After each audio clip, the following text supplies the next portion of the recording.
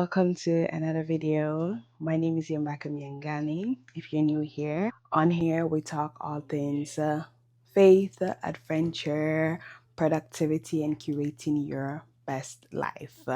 We've been all over the place, so it's been a minute since we were grounded, from graduation celebrations to road tripping, a little pause in Hamilton, then Ghana, and more Ghana. You've seen it all.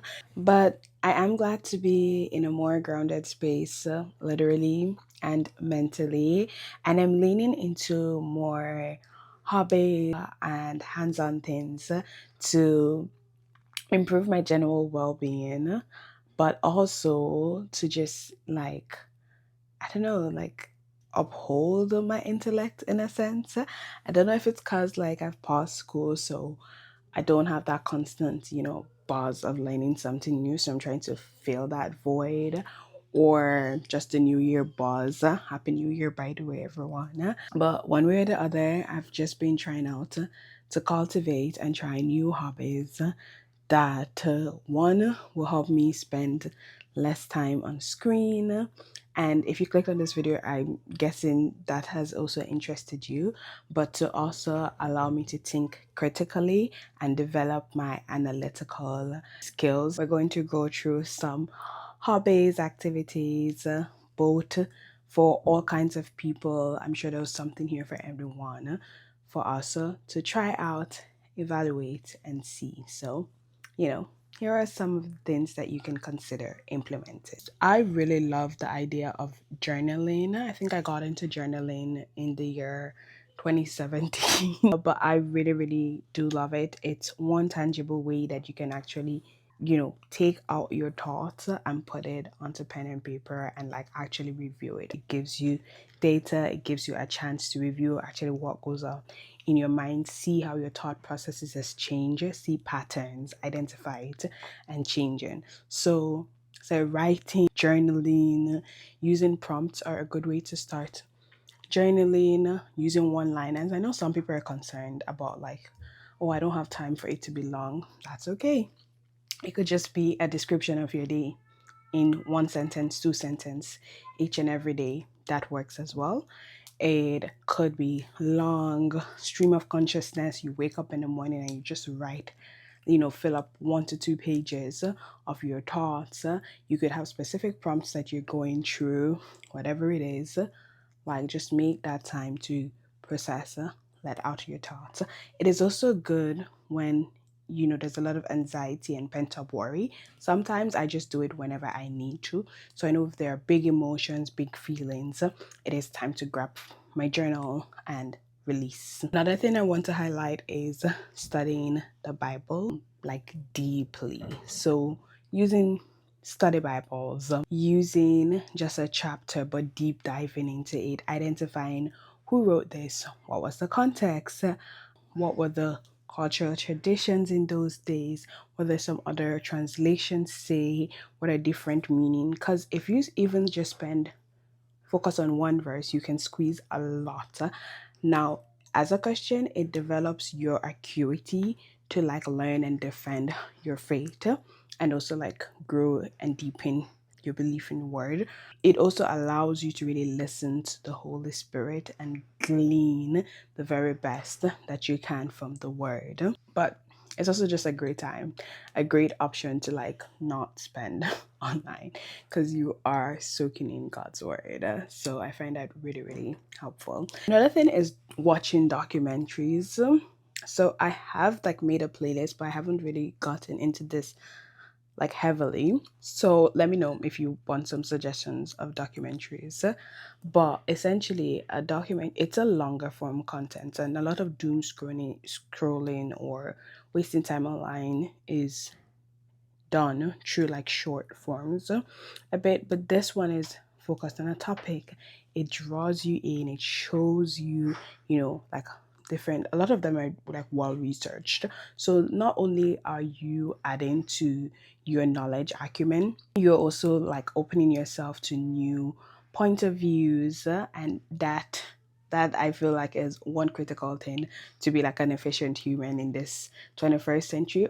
You have to open your mind to new perspective, right? And documentaries allows you to do that. One thing I would like to add is that as you're watching, write a little review, write a note of something you've learned. This is something you can also apply to any form of content you consume, because it allows you to pause and actually take in what you've learned from it. So even like at the end of this video, jot down stuff that you learned, something that you can implement now, something that you can implement later.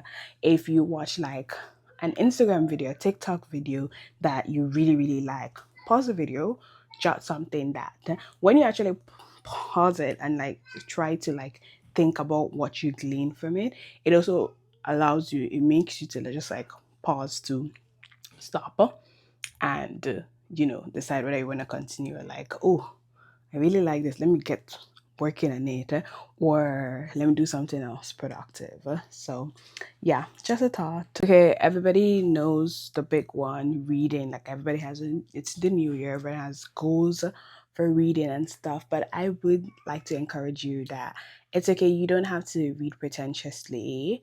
You can read what you like. If it's fiction that gets you going, read that. Fiction, you can lean into fiction that still teaches you something as you're going along. Write book reviews, write your personal book reviews. One thing that I am going to do, watch out for it, how like there's like Oprah's reading list, Reese's book club, yada yada yada book club. Have your own, make your list. If you were to like send a recommendation to people on the best books to read that you have read, what would they be? Again, write reviews, allow yourself to take in something, and then identify what you like, what you don't like. There might be some things that you don't agree with, but you're able to articulate your thoughts and also like capture it. So you're not just engaging with the content like passively, but more in a more active form, and in a form that it will allow you to, get the best of life. Another hobby is like just hands-on stuff. Okay, so I'm talking scrapbooking, which I've gotten into in recent times. If you're following me on Instagram at jimbrackham.curate, you would have seen. But like scrapbooking, Legos, like all this like construct with like little Legos that you can create like a flower or a vinyl, whatever it is, like something hands-on, something cool that one of my friends is doing is like technical drawing. Going back to technical drawing, I don't know if you all remember this, but in high school, I know like in Nigeria and Jamaica, we would have to do like technical drawing in school, and it was so hard.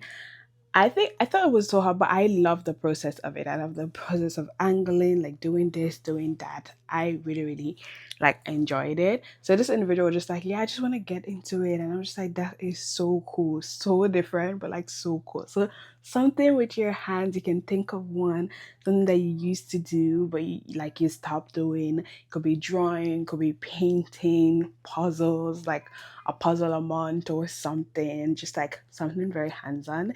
It it allows you to be tactile, because a lot of the other things too are very like heavy on the mind or the brain, or like mind things. But once you do stuff that are hands on, it breaks the flow in essence. So oh, oh, another thing that I really found a lot of people getting into is called self-study. So people create their own personal curriculums on different topics like they're interested in. So they could zoom in on botany, for example, or architecture.